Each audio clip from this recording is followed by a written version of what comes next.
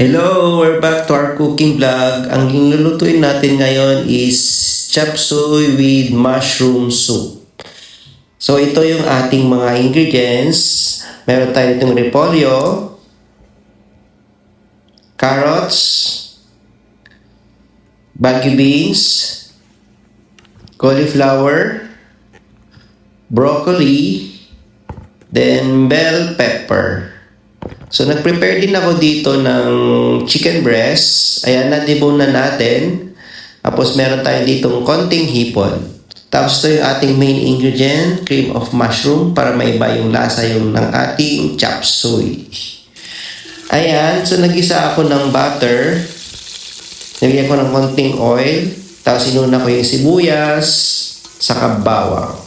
Ay, hintay lang nating mag-brown.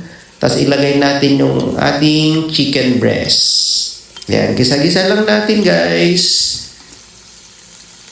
Then maglalagay din tayo dito ng garlic powder, pepper powder, tapos sweet paprika. Ayan, optional lang to guys. Then oyster sauce, dagdag pampalasa.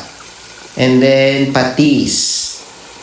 And guys, tas sinunod ko na rin yung ating hipon na napakadami. Ayan lang nating maluto guys. Haluin natin para hindi masulok. Ayan, halo-halo lang. Then, maglagay na tayo ng ating cream of mushroom. So, tinuna ko to guys sa warm water lang. Hindi. Cold water pala, room temperature. Ayan, tapos lagyan na rin natin yung ating mga gulay. Unahin yung medyo matigas para hindi siya ma-overcook.